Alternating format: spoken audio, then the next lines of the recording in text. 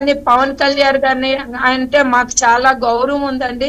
అట్లాంటిది ఏమీ లేదు. కాకపోతే ఇది నా ఫ్యామిలీ మ్యాటర్, నా ఫ్యామిలీ ఇష్యూ కాబట్టి విత్ ఇన్ 4 walls ఉండాలి అనేది నేను ట్రై చేస్తున్నాను. విత్ ఇన్ 4 walls అని మీరు అనుకున్నారు, కానీ రోడ్ ఎక్కాల్సిన పరిస్థితి, మీ ఇంటి దగ్గరే మీరు నిరసన వ్యక్తం చేయాల్సిన పరిస్థితి, జగన్ కి మీరు చెప్తాను అంటూ ఉన్నారు.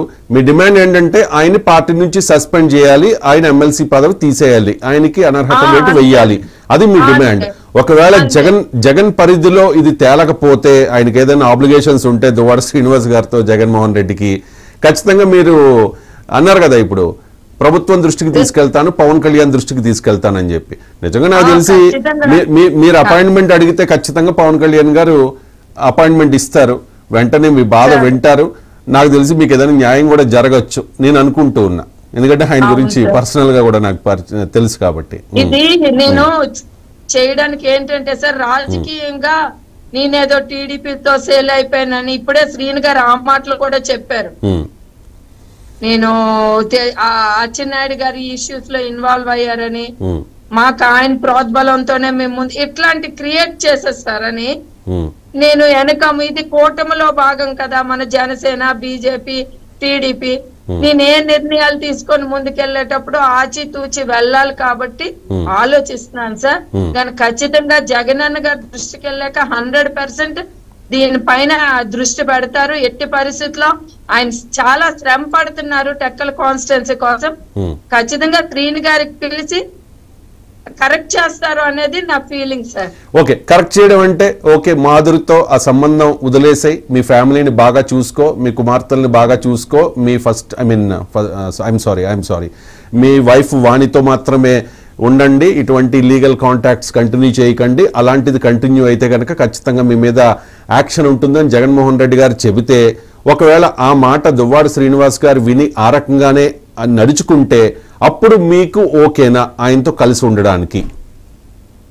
సార్ నేను ఒకటే చెప్తున్నాను, ఈ రోజు ఇక్కడికి వచ్చాను అని అంటే ఇంట్లో కలిసి ఉంటామా కలిసి ఉండమా అనేది అనవసరం. చాలా మంది వైఫ్ అండ్ హస్బెండ్స్ అనే వాళ్ళు ఒక ఇంట్లోనే ఉంటారు, పెడమొక్కంతో ఉంటారు. అది ఏమి ఇంటర్నల్ గా జరుగుతుంది అనేది దట్ ఈస్ సెకండరీ.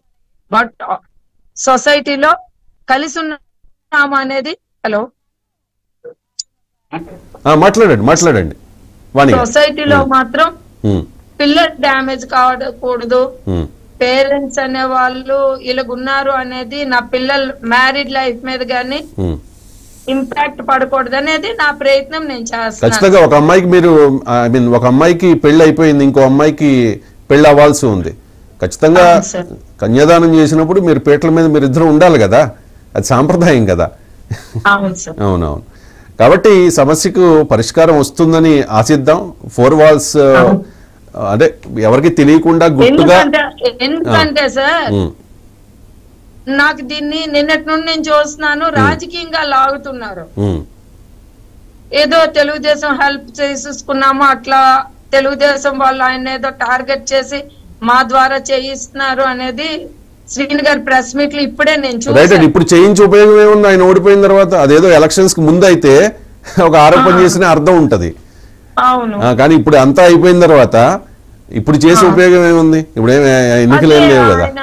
సోషల్ మీడియాలో హైలైట్ అవ్వడానికి, లేకపోతే ప్రతిపక్ష నాయకులు ఎవరిమైనా ప్రతిపక్ష నాయకులు నిజంగా చేస్తే చెప్పొచ్చు, నాకు ఇలాగా టీడీపీ నుండి ఇబ్బంది ఉంది, లేకపోతే ఇంకొక పార్టీ నుండి ఇబ్బంది ఉంది అనేది మనం చెప్పొచ్చు. కానీ దాన్ని వ్యక్తిగతంగా హైలైట్ చేసుకొని రాజకీయం ఫ్యామిలీ మ్యాటర్ ను కూడా రాజకీయం చేయకూడదు కదా. చూద్దామండి, మీరు జగన్మోహన్ రెడ్డి గారిని కలిసి చెప్తానని చెప్తూ ఉన్నారు. ఒకవేళ అది కాకపోతే పవన్ కళ్యాణ్ కూడా కలుస్తానన్నారు. ఖచ్చితంగా పవన్ కళ్యాణ్ కలిస్తే పవన్ కళ్యాణ్ జనసేన లీడర్ తో పాటు బ్రదర్ గా కూడా ఒక దీనిగా కూడా మేము